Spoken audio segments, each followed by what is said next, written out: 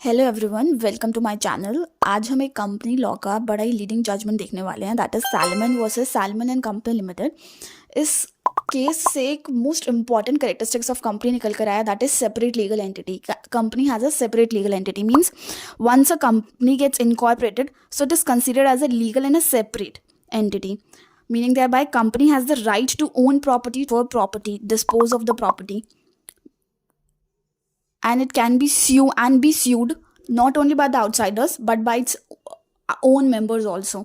So ये case क्या है पहले वो देखते हैं। एक एरन सैलमन थे, बिजनेसमैन थे, उनका लेदर बूट्स का मैन्युफैक्चरिंग का बिजनेस था। सो इन 1892 ही थॉट कि एक कंपनी क्रिएट करते हैं सैलमन एंड कंपनी लिमिटेड नाम से।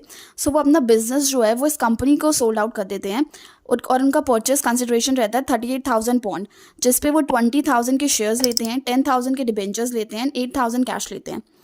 और इस कंपनी में कौन कौन था? Salomon himself, his wife, his daughter and his 4 sons.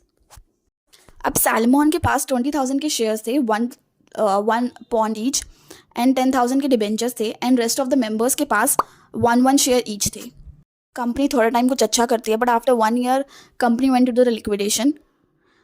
So company at the time of liquidation, जब वाइंडिंग अप के टाइम पे 6,000 के असेट्स थे और 17,000 की लायबिलिटीज थी, जिसमें से 10,000 तो सिक्योर्ड डिबेंचर्स थे जो कि सैलमन के पास खुद थे, एंड 7,000 के अनसिक्योर्ड डिबेंचर्स थे।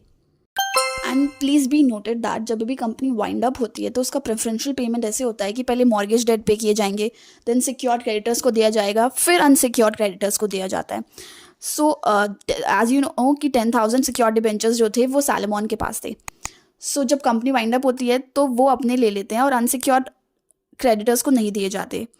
सो लिक्विडेटर्स का अनसिक्योर्ड क्रेडिटर्स का यही कंटेंशन था। नहीं, ये सिर्फ एक वन मैन शो है, सिंस जो सारे शेयर्स हैं एक्सेप्ट द 6 शेयर्स वो सैलमन हिमसेल्फ हेल्ड करते हैं। सो पहले उनको अनसिक्योर्ड क्रेडिटर्स को पे करना चाहिए। सो कोर्ट में इशू यही था कि क्या सैलमन जो है वो लाइबल है कंपनी के डेट के लिए। कोर्ट अनसिक्योर्ड क्रेडिटर्स का कंटेंशन रिजेक्ट कर देती है, यही बोलती है कि सैलमन जो है वो सेपरेट हैं from the salmon and company limited. कि एक बार जब कंपनी रजिस्टर्ड हो जाती है तो उसकी खुद की एग्जिस्टेंस होती है, उसकी खुद की पर्सनैलिटी होती है, चाहे एक पर्सन एंटायर शेयर्स क्यों ना होल्ड कर रहा हो।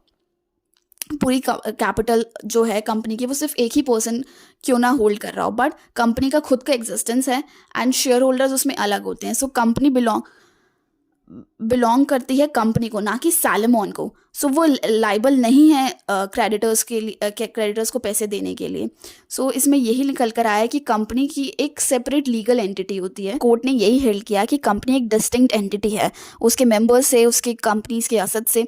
पहले जो भी कंपनी के असेट्स होंगे वो सिक्योर्ड क्रेडिटर्स को दिए जाएंगे, देन अनसिक्योर्ड क्रेडिटर्स को दिए जाएंगे।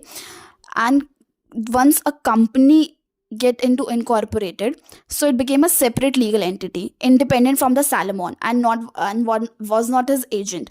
So जो बिजनेस है वो बिलोंग करता है कंपनी को, ना कि सैलमन को। तो सैलमन लाइबल नहीं होगा इंडेमनिफाई करने के लिए कंपनी के डेट्स।